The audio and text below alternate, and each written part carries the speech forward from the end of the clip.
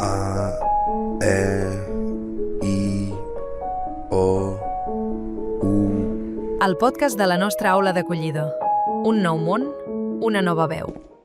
Una llengua et posa en un passadís per a tota la vida. Dues llengües obren totes les portes al llarg del camí. Aquest és el podcast de l'aula d'acollida de l'Institut El Juncar, al Poblenou de Barcelona. Hola a tothom i benvinguts al quart episodi de A, E, I, O, U. Un nou món, una nova veu. Els mesos van passant volants i avui estem molt emocionats. Tenim una notícia increïble per compartir amb vosaltres. Hem quedat finalistes de la primera edició dels Premis Maria Mercè Marçal de Didàctica de la Llengua Catalana.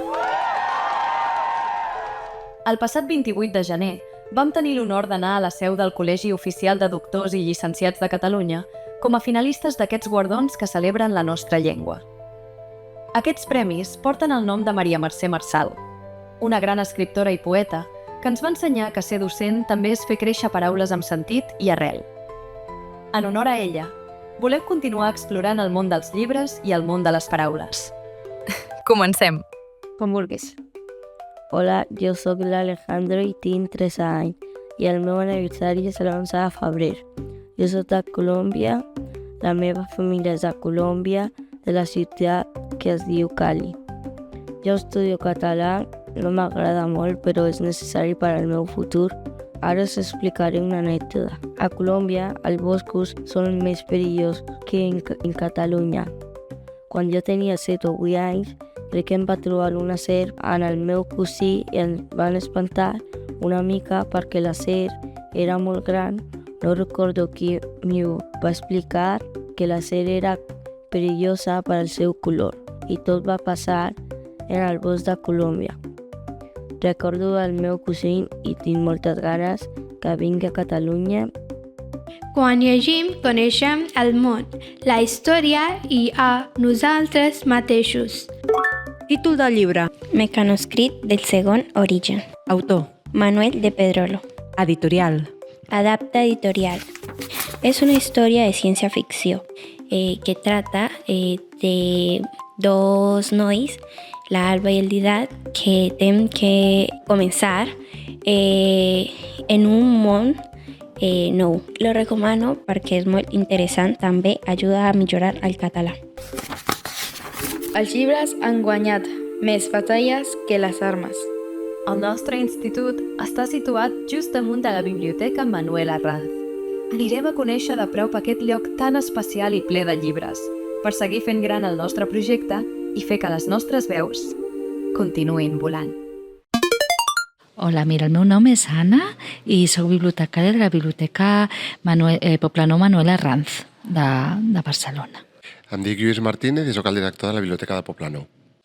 La biblioteca està al carrer Joan Car número 35, està molt ben ubicada al Poblenou, està a 2 carrers de la Rambla del Poblenou, estem al costat del Mercat de Poblenou també, o sigui que estem molt com al Rovell o com al centre del barri.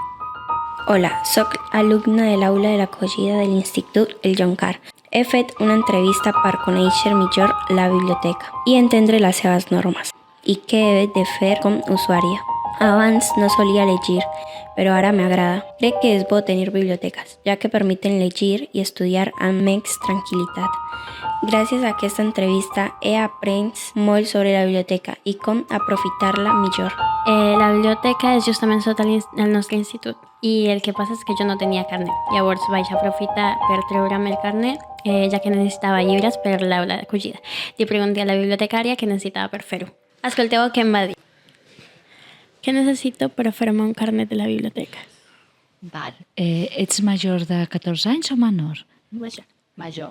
Vale. Si ets major de 14 anys, només amb el teu document, ja sigui passaport, DNI, NIE o qualsevol altre document oficial, carnet de conduir inclòs, et podem fer el carnet. Ja està, només això. Si ets menor de 14 anys, llavors sí que necessites una autorització d'un tutor legal i venir presencialment aquí a la biblioteca perquè et signi aquesta autorització. Què passa si no torno el llibre? En principi, si es suma un punt com de penalització per cada dia de retard, o sigui, si tornes un llibre una setmana altra, es sumen 7 punts. Llavors, si arribes a 50 punts, durant 15 dies no et pots endur coses a casa. I si no el tornes, doncs fins que no el tornis no et pots endur res més. Soc alumna del Joncar i estic aprenent català a l'aula d'acollida. No soc de llegir, però m'agraden molt els llibres de psicologia. El director de la biblioteca ens explica quins són els llibres que més es demanen a la biblioteca. Ui, això és difícil, perquè és un barri que llegeix molt i llavors surt molt la novel·la, surten molt els llibres infantils, de l'astre infantil, els còmics també surten molt.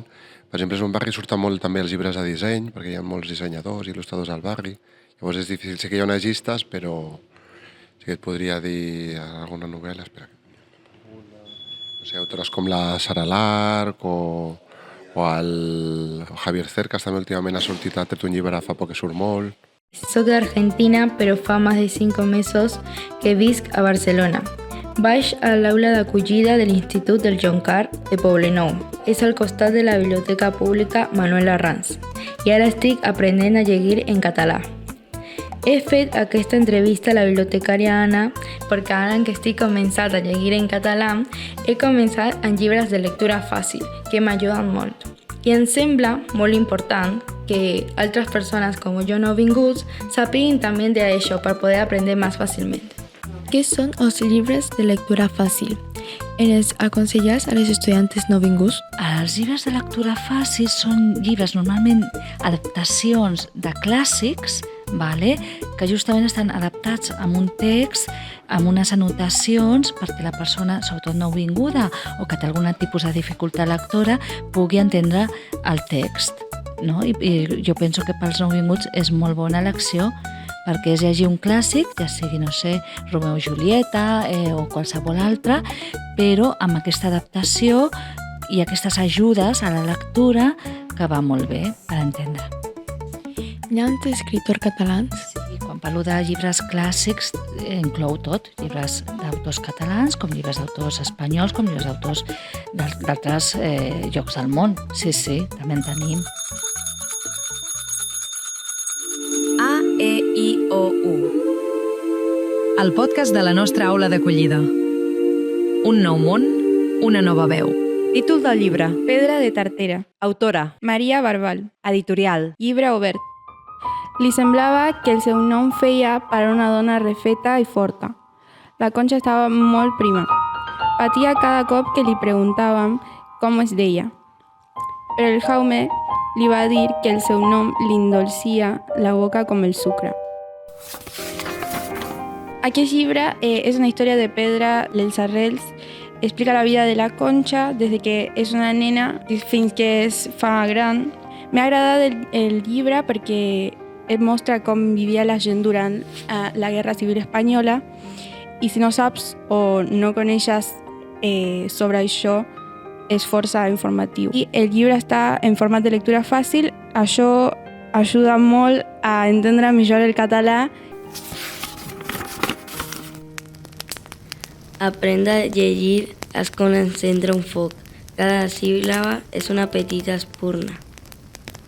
Hola, em dic Rabia. Soc del Pakistan, tinc 13 anys. Estudio a l'Institut El Joncar del Poblenou. Vaig anar a la biblioteca del costat de l'institut. Preguntar si tenen llibres en urdu o en quines llengües en tenen. M'agrada molt llegir en urdu i anglès i català, per això he vingut a aquesta biblioteca. A veure si trobo algun llibre. En quines llengües podem trobar els llibres en aquesta biblioteca? Bàsicament, els llibres de coneixement sí que són només en català i castellà. Els llibres de ficció, és a dir, contes, novel·les, els podem trobar, a part de català i castellà, amb altres idiomes, com per exemple alemany, italià, anglès, francès. tenim alguna cosa, això, per exemple, tenim alguna coseta en ucraïnès. Vale? També el que passa amb les biblioteques que també depèn de la població que tinguem propera, tens més d'una llengua o d'una altra. Aquí, en aquest barri, hi ha molt parlant anglosaxó, francès, italià, vale? Per això en tenim més d'això. Per ser fort, cal menjar cada dia. Per ser savi, cal llegir sempre. És lluny, saps fer la ella? Lluny, vale, lluny. Per viatjar lluny no hi ha res millor que un llibre. Títol del llibre. Surfista. Autora. Uxue Alberdi. El llibre que he agafat de la biblioteca es diu Surfista. És un còmic, em va treure el nom perquè era de surf. El personatge és una dona del País Basc inconformista que està embarassada, mare soltera. La història passa entre Barcelona i Euskadi. Es tracta d'una pèrdua, mentre que ella estava a punt de donar vida. I va d'un retrobament inesperat. El personatge principal és la dona. És una persona que és valenta i forta. M'agrada el llibre per com ho mostra la vida. La dificultat de la lectura diria que és normal, considerant que és un còmic. El recomano perquè és cort, senzill, però té un missatge interessant. Al final també té un plot twist que ho fa més interessant. Títol del llibre. Madame Bovary. Autor. Gustave Flaubert. Editorial. La mar de fàcil. Em dec haver equivocat, pensava. Intentava saber què significaven exactament a la vida les paraules felicitat, passió i embriaguesa, que tan boniques l'havien semblat als llibres. El llibre que vaig agafar de la biblioteca va ser un llibre de lectura fàcil. Explica la història d'Emma Bovary, una dona que no és feliç en la seva vida ni en el seu matrimoni. La meva opinió del llibre és que fa reflexionar sobre com els somnis poden afectar veure la realitat i portar-nos a prendre males decisions. Una frase del llibre és «Volia morir, però també volia viure a París». Aquesta frase mostra la contradicció d'Emma, que se sent desesperada però continua desitjant una vida millor. Aquest és el podcast de l'Aula d'Acollida de l'Institut El Joncar, al Poblenou de Barcelona. Ja teniu el vostre llibre a punt d'obrir? A què espereu? Fins aquí el podcast d'aquest mes de febrer. Us avancem que el proper episodi us farà venir molta gana. A, E, I, O, U... El podcast de la nostra aula d'acollida. Un nou món, una nova veu. Una llengua et posa en un passadís per a tota la vida. Dues llengües obren totes les portes al llarg del camí.